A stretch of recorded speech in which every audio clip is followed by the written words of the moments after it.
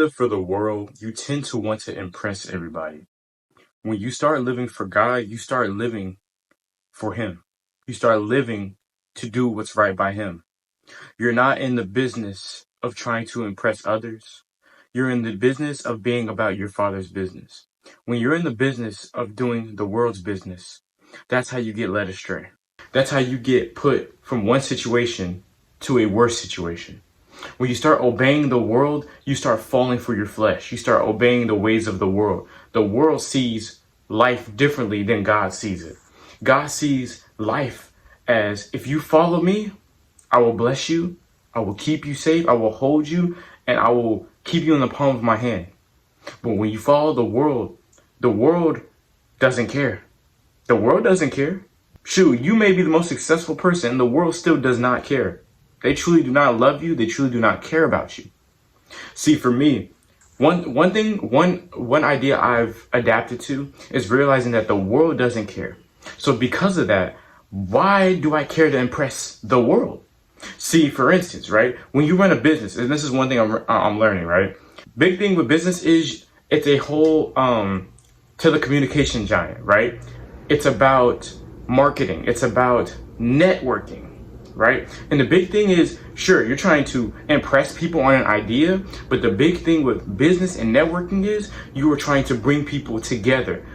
I compare that to God, to my relationship with Christ, and our duty as Christians is that we're supposed to be networking as Christians. We're supposed to be bringing other Christians, and we're supposed to be influencing them, but not pushing them, but influencing them and inspiring them, not only through our talks, but our works and the way we live.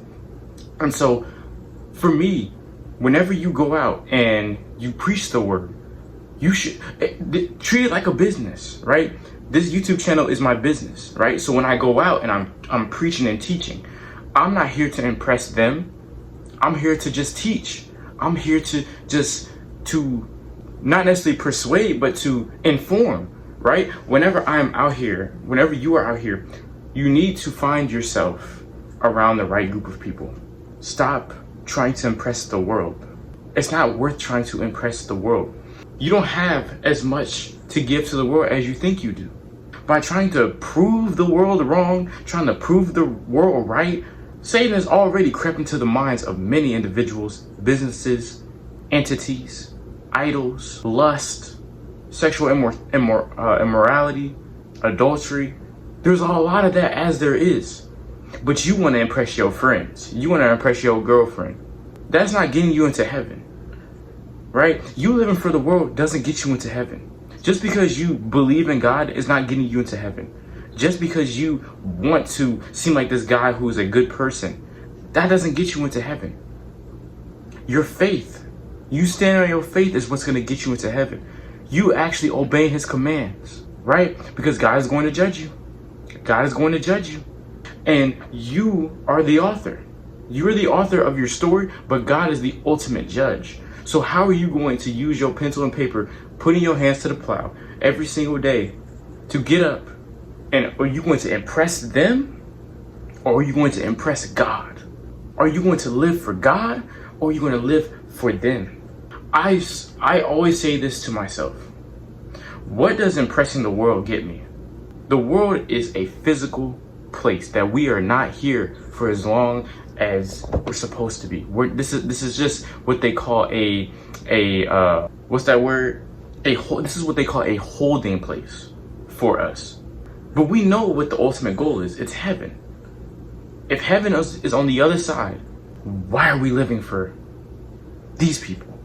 Why are you trying to live for an unsuccessful relationship? Why are you trying to be like them because that's where the majority is? Why are you trying to live for the world? Get out of this habit of tailoring your life, your lifestyle, your word choice, your mentality towards a world that is completely going to crap, as is. God is the only one that can set you free from the shackles of your mind. But also, you have to make the decision to follow Christ. That's through hearing His word, believing, repenting, confessing, becoming baptized, and living faithful unto death. But you have to make that decision. Because at the end of the day, Who are you going to live for? I hope I informed you in this video. As always, God bless every single one of you. Choose God over your problems. Choose God over the world, because the world has their own standards and they always change.